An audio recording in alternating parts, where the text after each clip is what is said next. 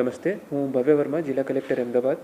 આપણે બધા જાણીએ છીએ કે અમદાવાદમાં આવતા 2 દિવસ માટે આઈએમડી ડિપાર્ટમેન્ટથી રેડ એલર્ટ છે, 31 જુલાઈ અને 1 ઓગસ્ટના દિવસે. એના માટે તંત્રએ પૂરી તૈયારી કરી છે. અમે લોકો બધા જો કન્સર્ન સ્ટેક હોલ્ડર્સ છે, કન્સર્ન ડિપાર્ટમેન્ટ છે, એમના સાથે આજે પણ એક મિટિંગ થઈ હતી. પોલીસ સ્ટાફ છે, પછી પ્રાંત ટીડીઓ મામલતદાર, chief officers, health team, road and building ડિપાર્ટમેન્ટની સ્ટેટ અને પંચાયતની ટીમ, બધા લોકો સાથે તંત્ર તરફથી બધા તાલુકામાં એક સિનિયર ઓફિસરની નિમણૂક કરવામાં આવી છે અને આજે સાંજે સુધી બધા સિનિયર ઓફિસર્સ પોતાની તાલુકામાં પહોંચી જશે, ત્યાં રાત્રિ રોકાણ કરશે અને જેટલી પણ તૈયારીઓ થઈ છે આ તૈયારીઓનું એક વખત ફરીથી રિવ્યૂ લેશે.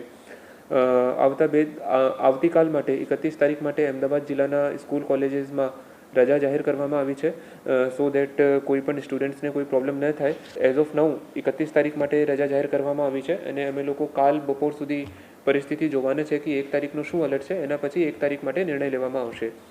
આપણી પાસે જિલ્લામાં 3 ટીમ્સ અવેલેબલ છે, સ્પેસિફિક ટીમ. એક એનડીઆરએફ ટીમ અવેલેબલ છે અને 2 એસડીઆરએફ ટીમ અવેલેબલ છે. આ ત્રણેય ટીમ આપણે ધોલકા, બાવલા અને સાણંદમાં સ્ટેશન્ડ છે અને જે તાલુકામાં અમે લોકોને જરૂરિયાત પડશે એ તાલુકામાં એ લોકોનો ઉપયોગ કરવાના છે. બધા લોકોને અપીલ છે, કારણ કે શક્યતા ભારે વરસાદની છે. આવતા 2 દિવસ માટે પણ ભારે વરસાદની શક્યતા છે, તો જ્યાં સુધી એકદમ કોઈ ઇમરજન્સી સિચ્યુએશન ના હોય ત્યાં સુધી ઘરોમાંથી ન નીકળવાની એક અપીલ છે તંત્ર તરફથી.